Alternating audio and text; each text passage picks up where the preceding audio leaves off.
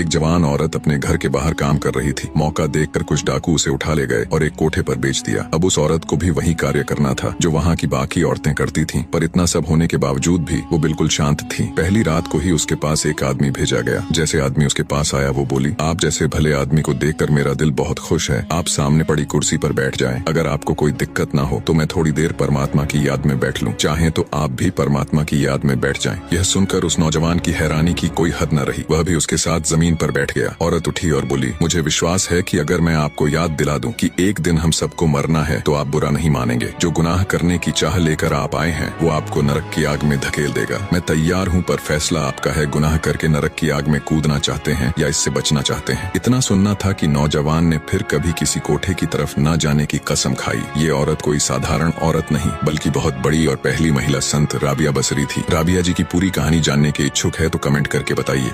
कोठे का मालिक हर रोज राबिया के पास नए नए आदमी भेजता, पर कोई भी दोबारा उधर झांकता तक नहीं। कोठे का मालिक बहुत हैरान और परेशान था। इतनी खूबसूरत और नौजवान औरत है, पर फिर भी एक बार आया ग्राहक दोबारा उसके पास जाने के लिए नहीं आता। यह राज जानने के लिए उसने एक रात अपनी बीवी को ऐसी जगह छिपा कर बिठा दिया जहाँ से वो राबिया के कमरे के अंदर सब कुछ देख सकती थी। वो जानना चाहता था कि जब कोई आदमी राबिया के पास भेजा जाता है तो वह उसके साथ कैसे पेश आती है। उस रात उसने देखा कि जैसे ही ग्राहक ने अंदर कदम रखा, राबिया उठकर खड़ी हो गई और बोली, आओ भले आदमी, आपका स्वागत है। पाप के इस घर में मुझे हमेशा याद रहता है कि परमात्मा हर जगह मौजूद है। वह सब कुछ देखता है। आपका इसके बारे में क्या ख्याल है? यह सुनकर वह आदमी हक्का बक्का रह गया और उसे कुछ समझ न आए कि क्या करे। आखिर वह कुछ हिचकिचाते हुए बोला, हाँ, पंडित और मौलवी कुछ ऐसा ही कहते हैं। राबिया कहती गई, जो लोग यहाँ आकर गुनाह करते हैं उसकी सजा पाते हैं। उन्हें अनगिनत दुख और मुसीबतें झेलनी पड़ती हैं। मनुष्य जन्म दुनिया के दुखों से हमेशा के लिए छुटकारा पाने के लिए मिला है, न कि जानवरों से भी बदतर जीवन जीने के लिए, अंतिम पाठ के लिए बने रहे। कोठे पर आए पहले लोगों की तरह इस आदमी को भी राबिया की बातों में छिपी सच्चाई का एहसास हो गया। उसे जिंदगी में पहली बार महसूस हुआ कि वह कितने घोर पाप करता रहा है और आज फिर करने जा रहा था। वह फूट फूट कर रोने लगा और राबिया के पांवों पर गिरकर माफी मांगने लगा। राबिया के शब्द इतने सहज, निष्कपट और दिल को छू लेने वाले थे कि उस कोठे के मालिक की पत्नी भी